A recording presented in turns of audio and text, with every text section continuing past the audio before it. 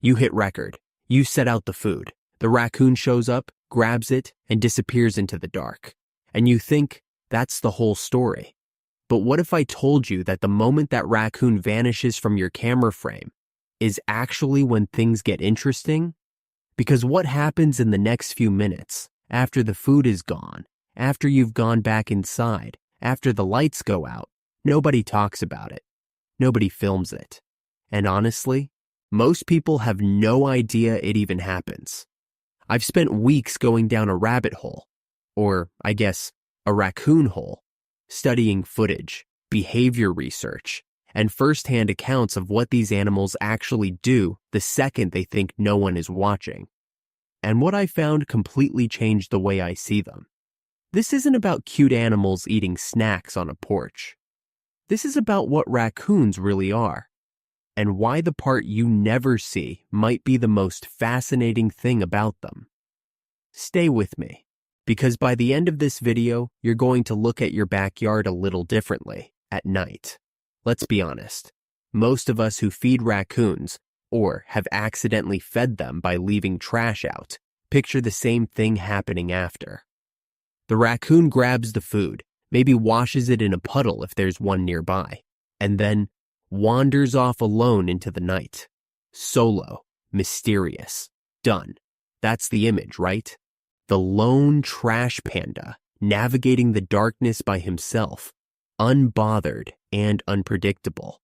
And look, that image isn't completely wrong, but it is incomplete. And the part that's missing is the part that will genuinely surprise you. Before we get into it though, if you're new here, this is Trash Panda, the channel where we take the animals everyone overlooks and show you why they deserve a second look. Hit that subscribe button right now because the stuff we cover here, you're not finding it anywhere else. Okay, back to our raccoon. So he's gone, food's gone, you're inside, and in your head, the story is over. But outside, in the dark, about 30 feet from your porch, something is already happening. Because that raccoon, he wasn't alone. He was never alone. Raccoons have a reputation for being solitary. And in some contexts, that's true. They forage alone. They don't travel in packs the way wolves do. And they're not exactly known for being team players. But here's what most people don't know.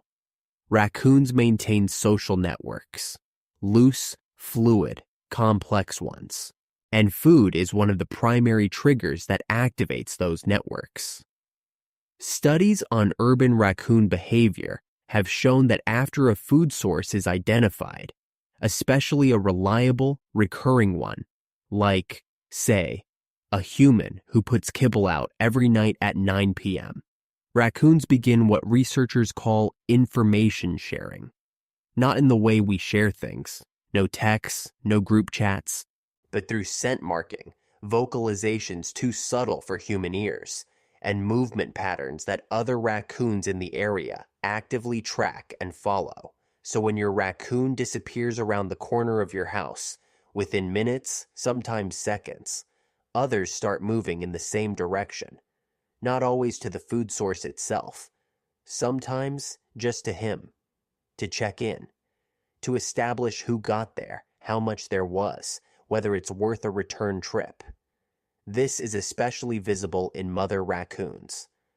A female who finds food doesn't just eat and leave. She catalogs it. She'll return to her young, sometimes waiting up to half a mile away, and lead them back. Not immediately. Not always that same night. But the information gets stored, and it gets used. And the males? They have their own thing going on entirely. Because raccoon social hierarchy doesn't disappear after feeding. In many ways, it starts there. Here's where it gets really interesting.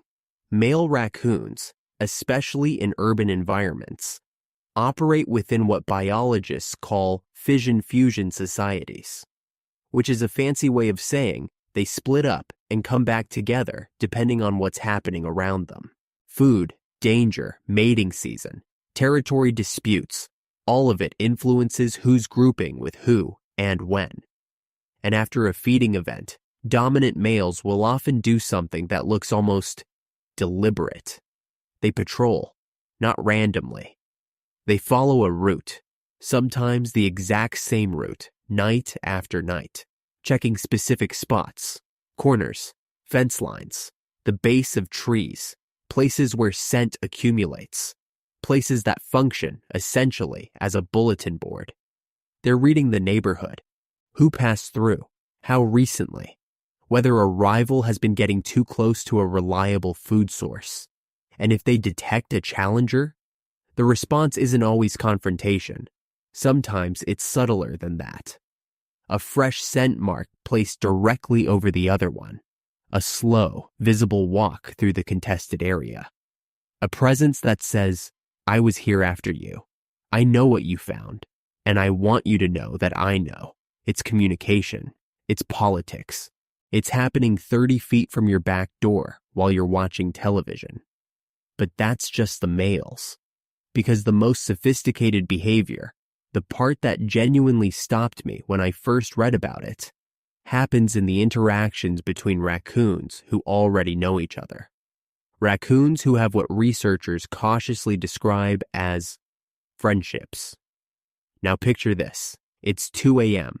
Your porch is empty. The food is long gone. And you're asleep. But outside, about 40 feet from your door, 2 raccoons are sitting next to each other. Not eating, not fighting, not doing anything that looks particularly useful. Just sitting, side by side, in the dark. This is the part nobody films, because nobody's awake to see it. And even if they were, it doesn't look dramatic.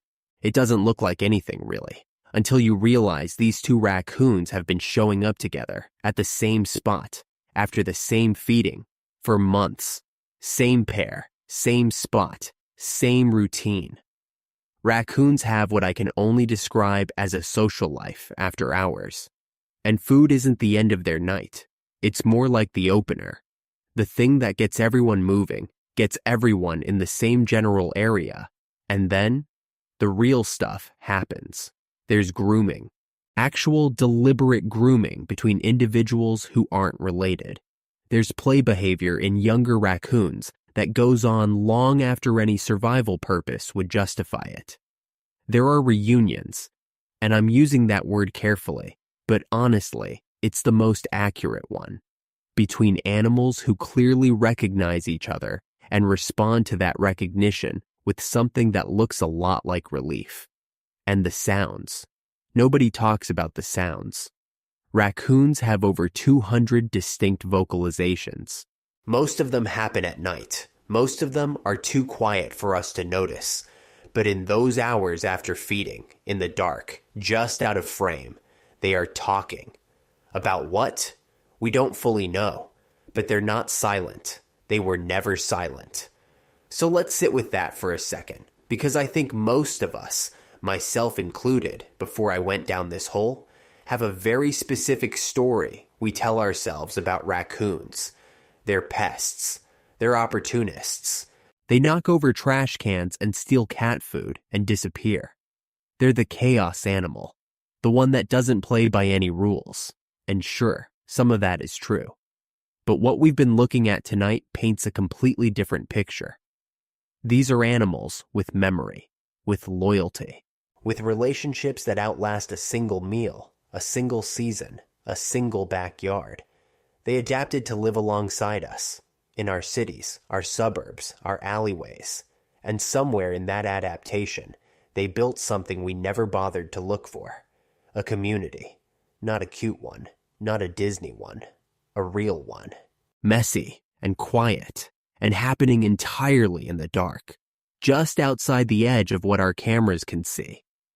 And here's the thought that I keep coming back to. Every time you've ever felt like you were feeding a raccoon, you were probably feeding several, and you were probably the most important landmark in someone's night. You just never knew it. Next time you put food out, or next time one just shows up uninvited and helps himself to whatever you left on the porch, take a second before you go back inside. Look at the dark beyond him, because there's a good chance something is already watching, waiting, keeping track. The raccoon you can see is never the whole story. He's just the one who drew the short straw and had to go first. The rest of the night belongs to them. And now that you know what's actually happening out there, in the quiet, in the dark, just past the edge of your porch light, you can't really unsee it, can you? That's what this channel is for. The stuff that's always been there. The stuff nobody thought to look for. The animals everyone overlooks. And the moments everyone misses. If that's the kind of thing that keeps you up at night, in the best way possible, then Trash Panda is exactly where you need to be. Hit subscribe, turn on notifications, and come back because we're just getting started. I'll see you in the next one.